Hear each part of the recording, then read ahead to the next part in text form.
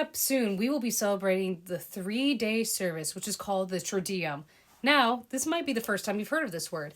The Tridiumm is Maundy Thursday, Good Friday, and our Easter Vigil services. They are 3 services that are technically one, and let me explain that to you. So most of the time, people normally come to like Palm Sunday service, Good Friday service, and Easter Sunday. And most of the time, people think that Saturday is just some normal service that you don't need to really attend to if you have a Saturday service. But let me tell you, the Tridium is the best way I can personally describe it. It is like seeing a TV show or a movie, and then all of a sudden you have the to be continued. The Tridium services start with Maundy Thursday, where you have Jesus instituting the Passover or the Lord's Supper. And that is where, again, Jesus is take, eat. This is my body, take, drink. This is my blood. And that's the first time that we hear.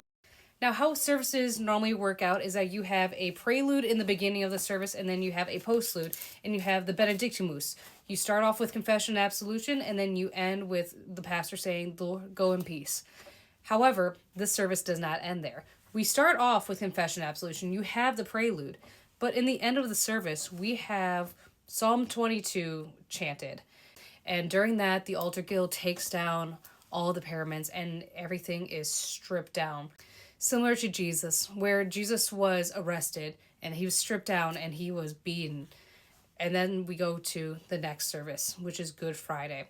And again, it is like to be continued. You go to Maundy Thursday, then you see Jesus get arrested basically, and then to be continued, what's going to happen to Jesus. Then we go to Good Friday service. We have a noon service and we have a 7 p.m. service. Historically, the noon service is called the Trior service. And the Trior service is a 3-hour service. And that 3-hour service is basically talking about the words of Jesus. You have 3 hours because it was 12 o'clock where he was put on the cross, and then 3 o'clock is when he died. 3 hours he was on that cross. So that's why we have the Trior service. And then after that, you have the 7 p.m. service where you sing the reproaches. And again, Good Friday is the time where Jesus is on that cross. He is suffering and he dies, and then it is finished. So at the beginning of our Good Friday service, you enter in silence. Again, remember how I said you normally hear a prelude and a confession and absolution? Nope.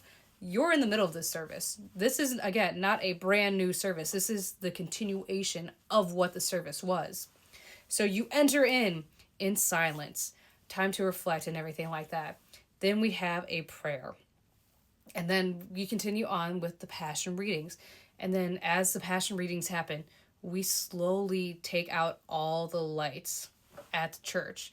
And that's going to be very, very important and for the next service. But during the Good Friday service, we take away all the lights. We go through the words of Jesus. We go through this entire thing. Then you hear pastor and the choir or me sing the reproaches, which is, my God, why have you forsaken me? And then you end with the shutting of the tomb. A giant bang, and that is the sign, okay, the service is ending. The service has ended. And then you exit in silence. Again, no postlude. There is no benediction or anything, because the service continues to that Saturday service, our Easter Vigil service. I gotta be honest, the Easter Vigil is my favorite service ever, because here's why.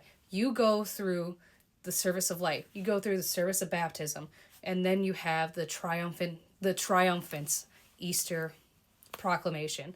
So how the service starts is it starts in darkness, because remember how Good Friday we were starting to put out all the lights, and it ends in darkness?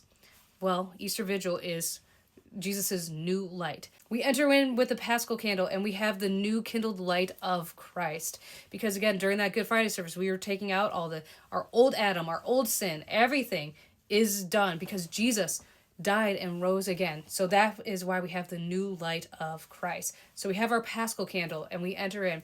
And if we're saying Jesus is the Alpha and the Omega, that he is the beginning and the end, and then we enter in with all of our lights kindled with the new light of Christ. And again, it is still dark in this service. We walk around the church, and then we remember all the reasons why we were sinners. So then we go through these long readings all the way from creation to Noah's flood to the dry bones to all these different stories, reminding us We are sinners. This is why Jesus had to die on the cross.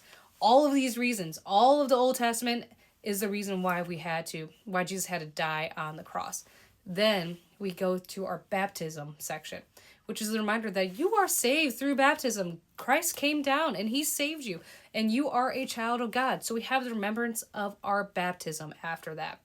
And then after we have that, then it is the Easter proclamation. And that is the best way I can describe it is like you are watching Jesus rise from the dead.